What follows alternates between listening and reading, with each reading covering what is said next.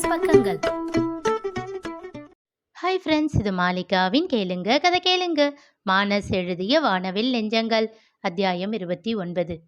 நந்து வகுப்பிற்குள் நுழைய அங்கே pin drop silence என்று சொல்லுவார்களே, அப்படி ஒரு சூழலில்தான் இருந்தது அந்த வகுப்பு.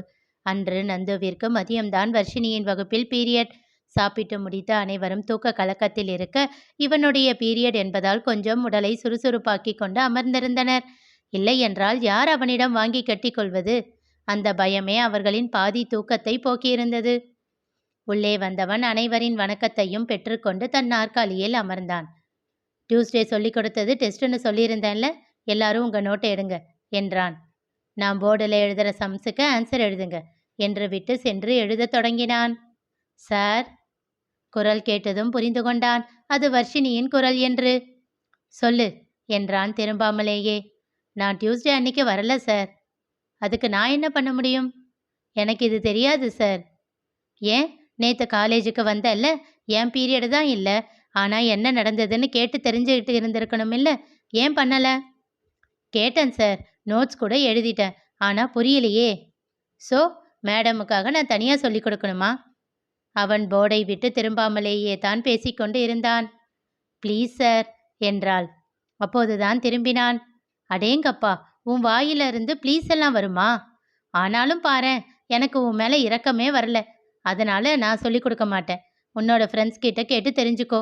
எனக்கு வேற உன்கிட்ட தனியாக பேசவே பயமாக இருக்கு. என்ன ஜூஸ் போட்டு பிழிஞ்சிட்டா என்ன பண்ணுறது? மெல்லிய சிரிப்பு சத்தம் ஆங்காங்கே கேட்க அவன் முறைத்த முறைப்பில் அத்தனையும் அடங்கிவிட்டன. உட்கார்ந்து ஆன்சர் எழுது என்று விட்டு தன் வேலையை தொடர்ந்தான். ஒன்லி 15 minutes டைம் என்றான். சார் என்று பரவலாக குரல் கேட்க, டைம் இஸ் கோயிங் ஆன் என்று விட்டு தன் புத்தகத்தை திறந்து படிக்க ஆரம்பித்தான். வேறு வழியின்றி எல்லோரும் அவசர அவசரமாக எழுத ஆரம்பித்தனர். வர்ஷினியும் தனக்கு தெரிந்ததை எழுத ஆரம்பித்தாள். ஆனால் அவளுக்கு எதுவும் புரியவில்லை. ஏதோ ஒன்று கிறுக்கி வைத்தாள்.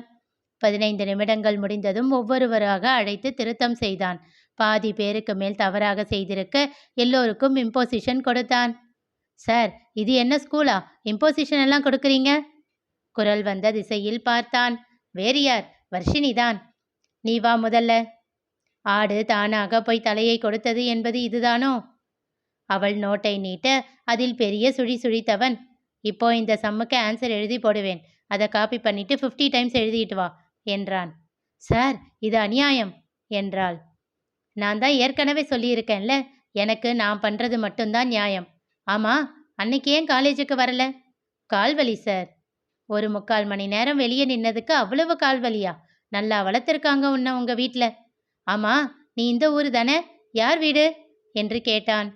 வேதவல்லி பஸ் ஓனர் ஜெகநாதன் பேத்தி சார். ஓ, ஊரை விட்டு போயிட்டு இப்போ வந்திருக்காரே, அவர் பொண்ணா நீ? சார், என்ன சார், எங்கள் அப்பா என்னவோ ஊரை விட்டு ஓடி போன மாதிரி கேட்குறீங்க. அப்பா வேலையில் இருந்தார் சார், அதனால் வேற ஊரில் இருந்தோம். இப்போ திரும்பியும் சொந்த ஊருக்கு வந்திருக்கோம். இப்போ மட்டும் எதுக்கு வந்தீங்க? தாத்தாவுக்கு கொஞ்சம் உடம்பு சரியில்லை, அதனால் அப்பா வேலையை விட்டுட்டு தாத்தாவோட பிஸ்னஸை பார்த்துக்க வந்துட்டார். அப்போது இப்போ தான் காலேஜில் ஜாயின் பண்ணியா? ஆமாம் சார், செகண்ட் இயரில் தான் வந்து ஜாயின் பண்ணேன். அதனால தான் சார் உங்களுக்கு தெரியல, இல்லைனா அப்படி பேசியிருக்க மாட்டேன் சார் என்று பாவமாக முகத்தை வைத்து கூறினாள் வர்ஷினி. ஆமாம் ஆமாம், நான் யாருன்னு தெரியாததுனால தான் ஜூஸ் போட்டுடுவேன்னு சொன்னேன்ல. அட கடவுளே, இவர்கிட்ட பேசி ஜெயிக்கவே முடியாது போல இருக்கே என்று மனதிற்குள் நொந்து கொண்டாள் வர்ஷினி. போய் உன்னோட இடத்துல உட்காரு என்று சொல்லிவிட்டு அனைவரின் விடைகளையும் திருத்தி முடித்தான். தீபா மட்டுமே முழுவதுமாக சரியாக எழுதியிருக்க அவளை பாராட்டினான். அவள் பெருமையாக வர்ஷினியை பார்க்க தன் வாயின் மேல் கையை வைத்து சைகை செய்து பொத்து என்றாள். நான் அன்னைக்கு வரலடி, இல்லைனா இவகிட்டெல்லாம் இப்படி வாங்க வேண்டி வருமா? எல்லாம் என் நேரம் என்று கவியிடம் புலம்பிக் கொண்டிருந்தாள் வர்ஷினி. வேதா, அவன் அழைப்பில் அதிர்ந்தவள் இப்போ என்னன்னு தெரியலையே என்று எண்ணிக்கொண்டே எழுந்து நின்றாள்.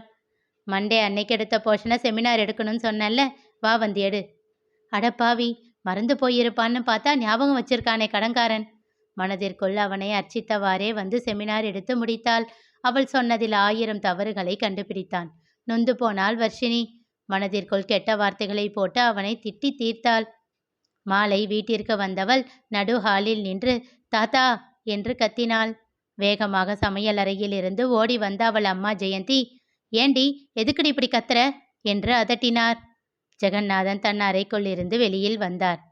பாப்பா, என்ன ஆச்சுடா என்றார் வாஞ்சையாக.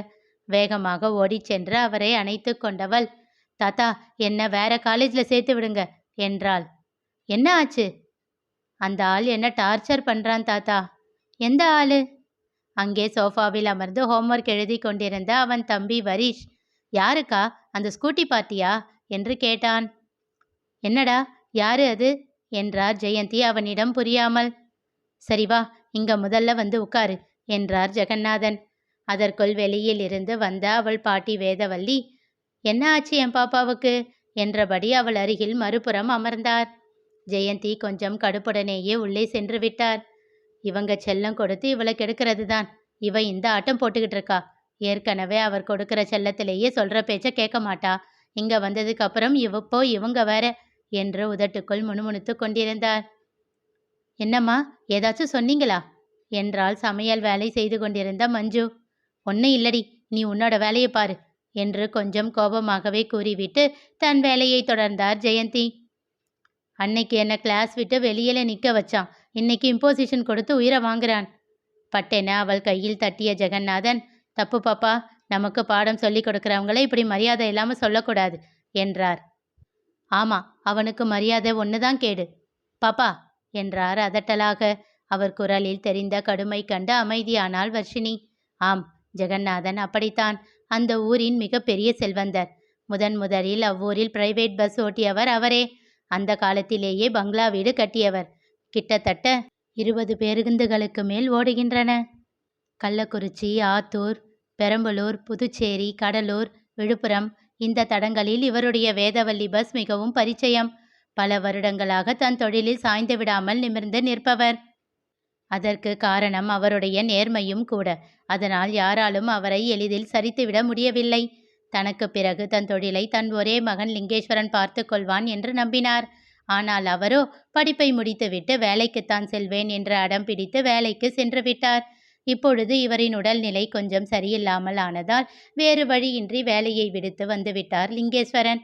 இப்பொழுது மொத்த பொறுப்புகளையும் மகனிடம் தந்துவிட்டு சந்தோஷமாக வீட்டில் இருக்கிறார் ஜெகநாதன். இத்தனை வருடங்கள் பேரனையும் பேத்தியையும் பிரிந்திருந்தவர்களுக்கு அவர்களை கொஞ்சவே நேரம் போதவில்லை. தாத்தா, ப்ளீஸ் தாத்தா, அவருடைய தாடையை பிடித்து கெஞ்சினாள் வர்ஷினி. ஓஹோ, அப்போ நீ அந்த சாருக்கு பயந்து வேற காலேஜுக்கு போக போறியா? அப்புறம் வர்ஷினியோட கெத்து என்ன ஆகிறது? வேதவல்லி அவளின் ஈகோவை தூண்டிவிட, நான் ஏன் பயப்படணும், நான் ஏன் தோக்கணும் என்றாள் கோபமாக. அப்புறம் என்ன, இதே காலேஜுக்கு போ என்றார் ஜெகநாதன். இதோ பாரு பாப்பா, நீ இப்போ படிக்கிறதே 2வது காலேஜ். ஒரே படிப்புக்கு இன்னும் எத்தனை காலேஜ் மாற முடியும்? அது மட்டும் இல்லாம நீ தப்பு பண்ணல இல்ல, அப்புறம் ஏன் அந்த சாருக்கு பயந்துகிட்டு ஓடணும்? தைரியமா அவரை ஃபேஸ் பண்ணு என்றார் வேதவல்லி. அரை மனதோடு சம்மதித்தாள் வர்ஷினி. அப்பொழுது வீட்டிற்குள் வந்த லிங்கேஸ்வரன், என்ன ஆச்சு என்று கேட்டார்.